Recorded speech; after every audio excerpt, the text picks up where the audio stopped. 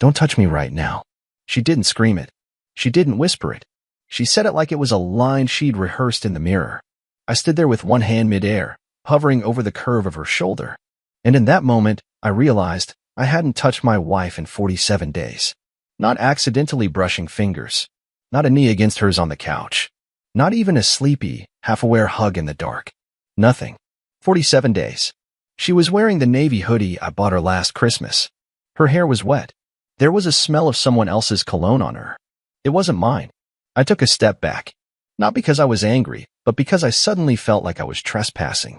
Like I'd walked into a stranger's house by mistake. The walls were still the same beige. The kitchen tile still chipped. The living room still had the same oil stain from when I spilled pad thai 3 years ago. But the woman in front of me? No. This wasn't the same person who once fell asleep in my lap watching nature documentaries. She turned around like nothing had happened and opened the fridge. "We're out of oat milk," she said. "Can you grab some tomorrow?" I didn't respond, because that's when I noticed her phone screen light up on the counter. A message preview. "Still thinking about this morning. You're unreal." No name. Just a heart emoji. She didn't see me read it. She didn't even notice I was still standing there. I walked out the front door without saying anything. Just walked. Past the mailbox I painted for her birthday. Past the car she told me not to park too close to the hedge. I walked until my legs burned and my throat tightened. That night, I slept in the guest room. She didn't ask why. The next morning, she posted a photo of her coffee on Instagram with the caption "New Beginnings." I hadn't left yet, but she had. That was the day I stopped waiting for her to come back and started preparing her ending. Because if she thought, "Don't touch me right now," was a boundary, she had no idea what I was capable of once I stopped begging to be loved. She didn't knock on the guest room door that night. I waited, like a fool. I listened for footsteps, for the soft creak of the hallway floor, for any sign that she cared I wasn't beside her. Nothing. Just silence, heavy and humiliating. At 2:14 a.m., I opened my phone and scrolled up through our old texts before everything turned robotic. Her "I love yous" back then were unprovoked. Now they didn't come at all. I still remember one message from 2 years ago that said, "You make the world less sharp." That version of her had disappeared, and whoever remained was sharper than ever. Razor sharp. Cold and surgical. Like everything was being dissected without anesthesia, and I was the experiment. The next morning, she hummed in the kitchen. Actually hummed. A pop song. Cheerful. I sat on the edge of the guest bed, listening, wondering if I'd dreamt the night before. But then I heard her phone vibrate. Not once. Not twice. 5 times. I counted. She was laughing on the call by the 3rd ring. Quietly, but laughing. Not like when we used to laugh over dumb rom-coms or our failed attempt at salsa dancing. This laugh was different. Careless. Like someone had reached in and twisted something sacred. And that's when it stopped being about jealousy. It became about truth. I didn't confront her. That would have made me just another obstacle in her day. Instead, I started documenting. I saved screenshots. Took photos of the screen when her phone lit up. Synced her calendar to my tablet when she wasn't looking.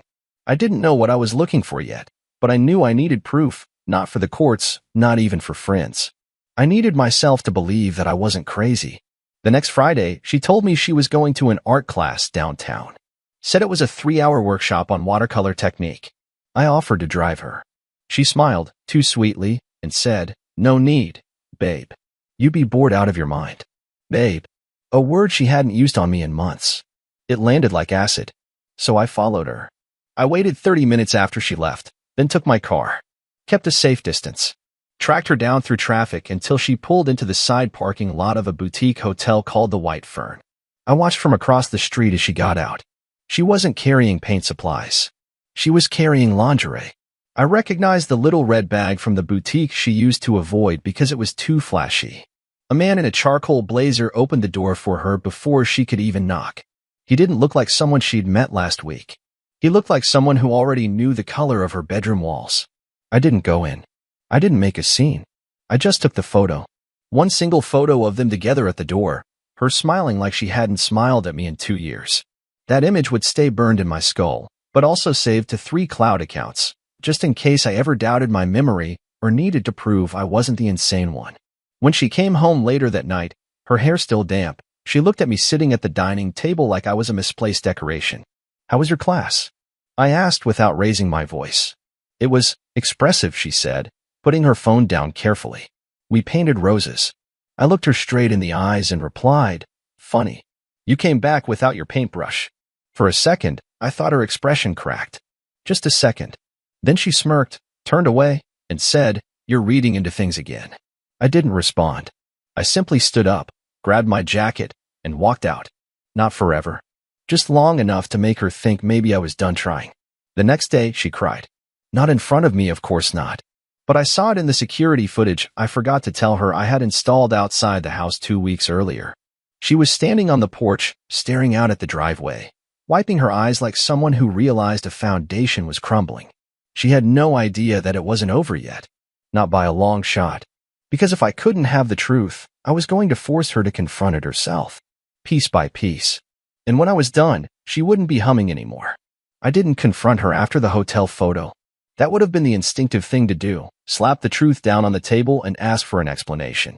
But I wasn't interested in explanations anymore. I wanted her to reveal it herself. I wanted to watch her unravel. Not out of cruelty, but because after years of shrinking myself to fit her expectations, I needed to watch what happened when I stopped holding everything together. So I began a game.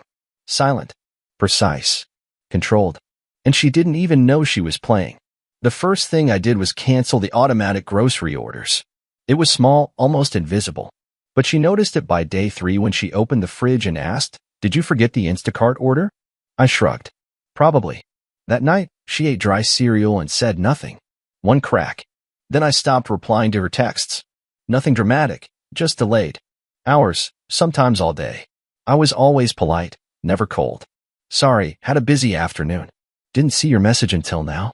She started asking, "Is everything okay?" And I would respond with something vague like, "Just tired." But the real shift happened when I stopped asking her anything. "No, how was your day?"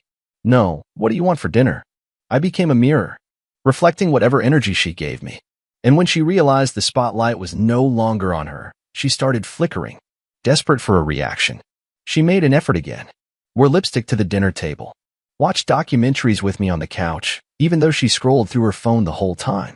She even suggested we take a weekend road trip. To reconnect, she said. That's when I knew she could feel it.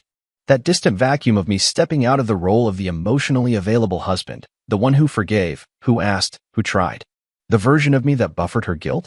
He was gone. And without him, she didn't know who she was. But the best move was the one she never saw coming. I printed the photo of her and the man at the hotel, not digitally. I had it developed, printed in matte, and slid it inside a blank birthday card. No message. Just the image. Then I waited for the perfect moment. It came a week later when she told me she was going to a coworker's baby shower. She dressed up, wore perfume she hadn't touched in months, and left in a rush. I placed the envelope in her makeup drawer. Second layer down. Not hidden, just enough out of sight that she'd find it when she was alone, getting ready, or reapplying her mascara. Somewhere private. I didn't want the confrontation. I wanted the wait. That same day, I packed a bag and drove 3 hours north to my cousin Warren's cabin. I didn't leave a note. Didn't turn off my phone. I simply became unreachable. I wanted her to sit with it. Sit with that image of herself walking into a hotel room with a man whose name I never needed to know. I turned my phone off once I arrived at the cabin. I brought no laptop, no distractions, just logs to burn and silence to think. For 2 full days, I existed off the grid, letting her spiral. I imagined her tearing through the house, checking voicemail, maybe even calling my coworkers. I imagined the moment she found the envelope, opened it, and saw herself in it, not a selfie, not something she could filter or explain away, but raw proof. When I turned my phone back on, there were 12 missed calls. 6 messages. The first 4 were mild. "Hey, just checking in. Where are you?" Then came, "Did you go through my things?" And finally, a simple one. "Please call me." I didn't respond. I wasn't ready yet. The next day, I came home like nothing happened. She was standing in the doorway, barefoot, looking like she hadn't slept.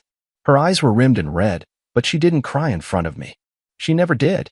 "Why would you leave that photo like that?" she asked, her voice thin. I walked past her, hung up my coat, and said, "You always told me you hated surprises." I figured this one wouldn't disappoint. She followed me into the kitchen, asking questions I didn't answer. "How long have you known? Did you follow me? Are you going to tell anyone?" Her voice was quick, strained, afraid not of me, but of what might come next.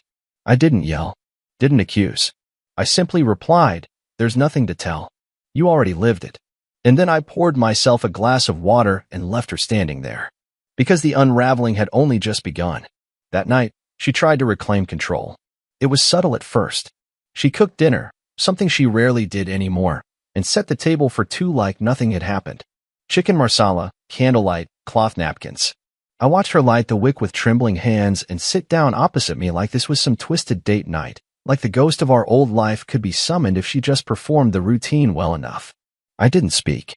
I ate. Slowly. Deliberately. Every bite was mechanical, like I was chewing through drywall. Halfway through, she said, "So you've known for a while." It wasn't a question, but an admission. She was testing me, waiting to see how deep the knife had gone. I set my fork down and looked at her. "Since the first time you told me you were tired, but your hair was freshly washed and your phone was dead silent." She flinched. Not dramatically, but just enough for me to notice the crack in her mask. She nodded slowly, pushed food around her plate, and then whispered something that I honestly think she hadn't planned to say out loud. I thought I could control it, that it would stay small. She couldn't even call it what it was. Not a mistake. Not infidelity. Just it. As if naming it would make it real. But I didn't respond. I had no interest in helping her confess. I wasn't her priest. Later that evening, I found her sitting on the floor in our walk-in closet, knees pulled to her chest, staring at the shoebox where she kept old letters from me. Letters I hadn't seen in years. She didn't touch them. Just stared at the box like it was holding some ancient version of herself she'd lost the password to. "I never wanted this to become war," she said suddenly. "I didn't think it would hurt you this way." That was the moment. The moment I realized she had convinced herself that what she did wasn't violent. That stepping out of the marriage, lying, sleeping with someone else, and pretending to still love me, it was all forgivable because she hadn't thrown plates or screamed. She believed because she had been quiet about it, it didn't count as cruelty. So I asked her, "When did you stop believing I mattered?" Her head snapped up. "That's not fair." "No," I said, folding my arms. "You think I didn't notice when you stopped asking me how I slept?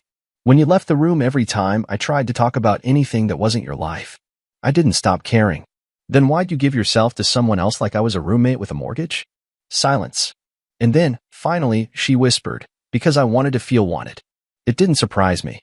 What surprised me was how little it hurt to hear.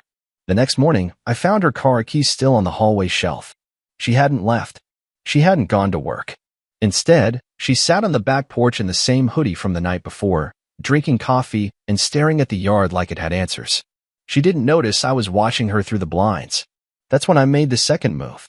I contacted the leasing office for the apartment complex across town. 1-bedroom unit, corner floor, no shared walls. I didn't even ask to see the place.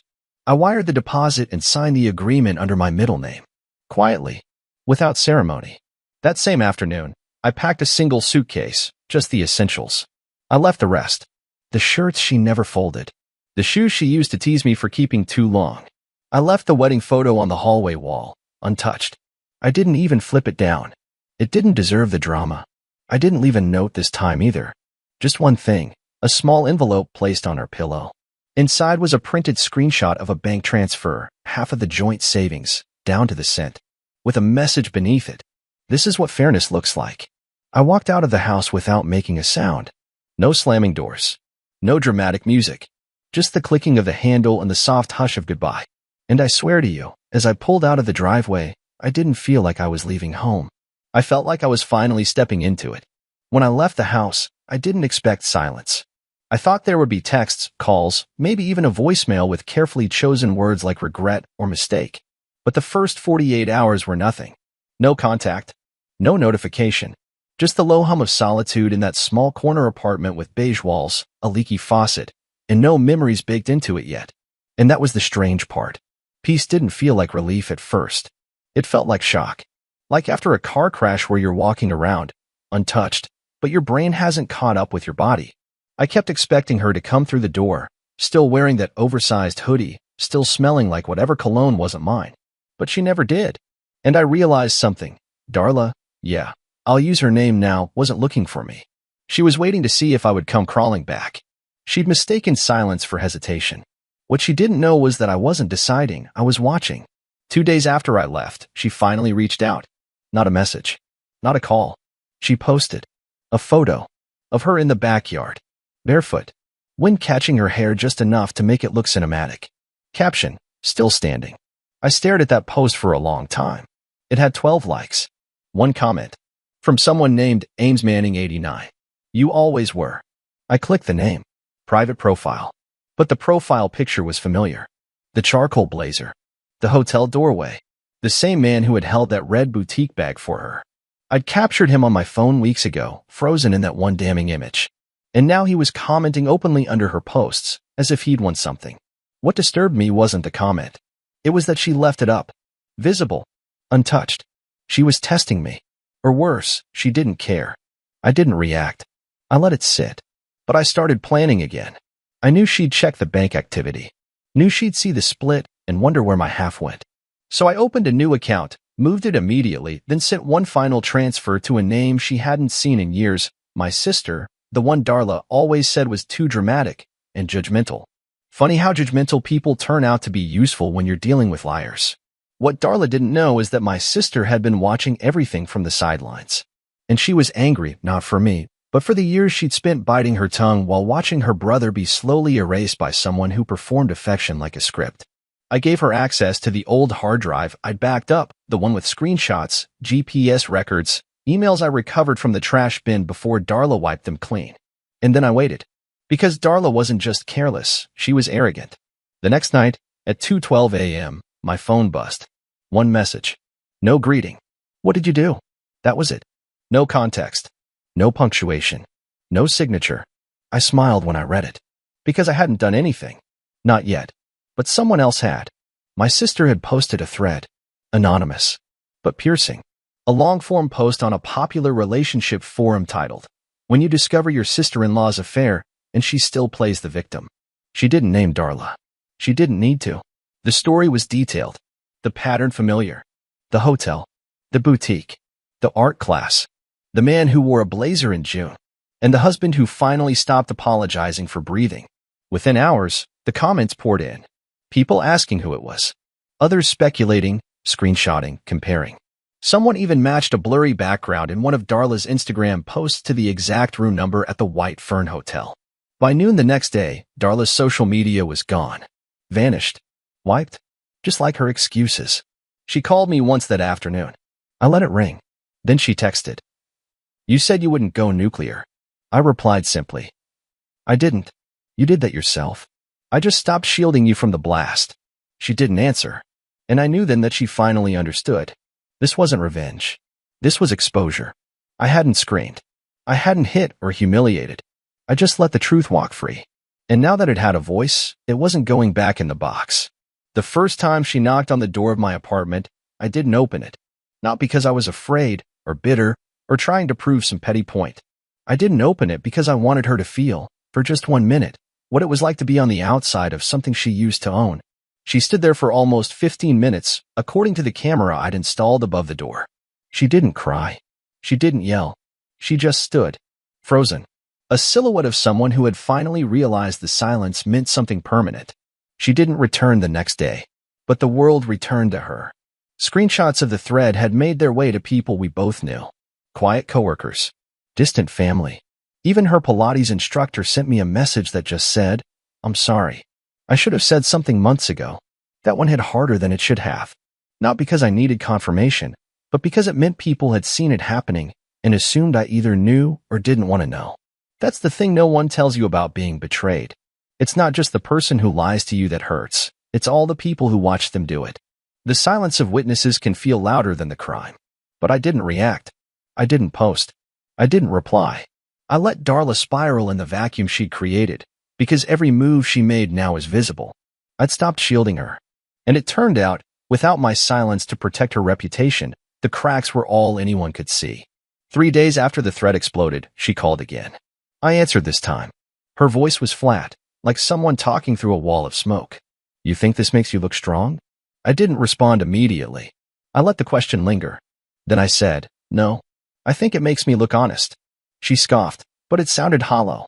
Do you know how much I've lost in a week? You mean attention? That landed. She went quiet. For a moment, I thought she hung up. But then she said, slower this time, You're acting like you never made mistakes. And I think that's the part one remember most about that conversation. Not the defensiveness. Not the failed accusations. Just that line, you're acting like you never made mistakes. As if her betrayal had been some counterbalance to imagined sins I'd never committed. I asked her, what exactly did I do wrong, Darla? Did I forget to change the oil on your car? Did I not notice your new haircut fast enough? Did I love you too quietly while you ran out of reasons to respect me? No answer. I continued. Because if you're looking for justification, you're going to need to invent a better story than you didn't inspire me anymore. The silence after that wasn't uncomfortable. It was clean, surgical. And then she said something that surprised me. I want to go to counseling, just to understand what went wrong. I didn't laugh. I didn't yell. I just replied, I already understand. She asked what I meant, and I told her the truth. That some people don't cheat because they're unhappy. Some cheat because they can't handle being loved without chaos. That she needed friction to feel real, and when I gave her peace, she turned it into emptiness. You didn't love me wrong, she whispered. You just loved me in a way I couldn't return. And there it was. The most honest thing she'd said in 3 years. I ended the call with no bitterness. No dramatic farewell. Just a simple, please don't come here again. There's nothing left to recover. But she did come again, just not to see me. She showed up at my sister's place that weekend. My sister called me, livid, saying Darla had knocked on her door and asked to clear the air. My sister told her to clear the sidewalk instead. And when Darla didn't move, she handed her a sealed envelope. I had no idea what was in it until later that night. It was a printout of a group chat, one I hadn't seen before. It included several of Darla's friends, one of whom had decided, finally, to send it to us. The messages were dated from months ago. Screenshots of her bragging about how checked out I was, joking about the hotel weekends, laughing about how she could train him to disappear without a fight. That one made my hands shake. Not from sadness. From vindication. Because you can question memories. You can even question motives. But screenshots?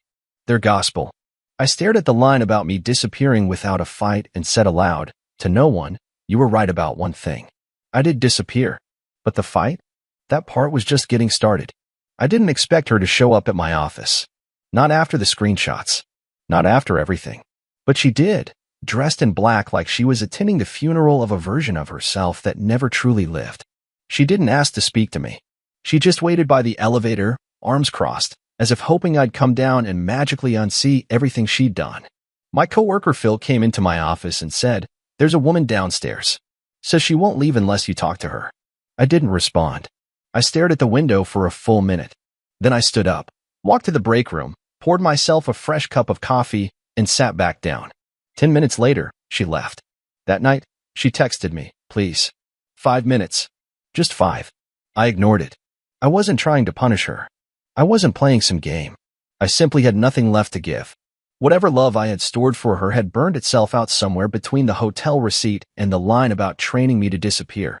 And now? Now she was just someone I used to know the middle name of. But the next message, that one I couldn't ignore. I'm not with him anymore. I stared at it. Not because it changed anything, but because I realized what she was trying to do. She thought this was about him. Like if she cut off the affair partner, the bridge to the past would magically be rebuilt. So I replied with the only thing I could say that still carried weight. I wasn't destroyed because of who you slept with, Darla. I was destroyed because of how easily you watched me fall apart and said nothing. She didn't text again that night, but she posted the next morning. An old photo of us, taken 3 years ago at a lake in Montana. I was holding a fish I didn't catch. She was laughing in the background. The caption said, there are things I can't fix, but I'll never forget the quiet way he held everything together. That post got over 200 likes, including one from her ex-affair partner. It was almost poetic. She was trying to repaint the past in public shades of nostalgia, as if that could soften the truth. But nostalgia without accountability is just manipulation in prettier font. A week later, she sent me a certified letter. Inside was a typed page. No heading. No signature. Just a single line. I didn't expect to break you. I thought you were unshakable. And I think that's when it finally sank in, what this had really been to her. An experiment. She didn't cheat out of passion. Or longing. Or some whirlwind mistake. She did it to test the limits of my love. And when I didn't collapse the way she expected, when I rebuilt myself in silence, she didn't know how to grieve what she'd broken. Because she never wanted to lose me. She just wanted to see how far I could bend before I shattered. But I never shattered. I vanished. Quietly. Entirely. Without fireworks. Without warnings. Just gone. And now she was the one walking through the ashes of something she thought would never catch fire. A few days later, I got another letter. This time from a lawyer. She'd formally submitted for divorce. No dramatic scene. No pleading. Just paperwork. Neatly folded. Clean. She signed it with her full name. Not Mrs. Merritt. Just Darla Halbridge, her maiden name, like I never happened. I signed the papers. Drove them to the post office myself. Mailed them with no return address. I didn't need her to know where I was. She already knew what I'd become. The man who stayed loyal longer than she deserved. The man who left quieter than she expected. And the man who, in the end, didn't just walk away, he disappeared through every door she thought she locked shut. It's been 6 months since I last saw her. Not in person. Not online. Not by accident. Just nothing. She disappeared from my radar the same way I disappeared from hers all those years ago, when she stopped seeing me as a person and started seeing me as furniture. Background noise. Something steady she never had to earn. And that's the strangest part of it all. I don't hate her. I thought I would. I thought I'd carry this bitterness like a second spine. But it never came. Not even when I found out she moved to another state. Not even when a mutual friend told me she started seeing someone new, quietly this time. No posts, no drama. She finally learned the cost of being careless with someone's soul. But by then, I had already healed more than I expected. Because something changed in me after I signed those papers. Not dramatically. Not like in the movies. There was no euphoric moment. Just a slow, quiet return to myself. The self I hadn't seen in years. The man who used to laugh without waiting for permission. The man who made pancakes at midnight just because the craving hit. The man who used to paint in the garage even though he wasn't any good at it. I started painting again. Bad landscapes, mostly. Sunsets that looked like melted sherbet. Trees with too many branches. But I loved it. It reminded me that doing something purely for joy is an act of rebellion in a world that teaches us to measure everything. I made new friends. Not the kind who ask, what happened? But the kind who ask, what's next? One of them, her name's Mallory, runs the bookstore near my new place. I met her when she caught me rearranging all the books by color instead of genre. She didn't get annoyed. She laughed and said, I do that when I'm avoiding something too. We started talking, then walking, then sharing things we didn't even know we still remembered. I told her about the divorce on the second week. I didn't want to pretend I was anything other than exactly what I was, someone healing. She didn't flinch. She just nodded and said, you don't look broken. You look rebuilt. That line stayed with me. Because for the first time in a long time, I did feel rebuilt. Not glued together. Not patched. Just whole. Differently shaped. But whole. Last weekend, I visited that same lake in Montana where Darla and I once took that photo. Not for nostalgia. Just because I needed to prove to myself that I could return to the scene without carrying the weight of her with me. And I did. I stood there on the dock. Same spot. Same breeze. But this time, I wasn't holding a fish I didn't catch. I was holding a small canvas in my hand. One I painted the night before. Nothing fancy. Just the lake, and the trees, and a man standing on the edge of it, not waiting. Just being. I left the painting on a bench nearby with a note taped to the back.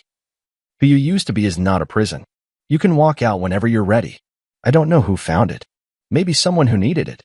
All I know is this. I didn't need closure from her. Because I gave it to myself. And that was the most peaceful goodbye I've ever said.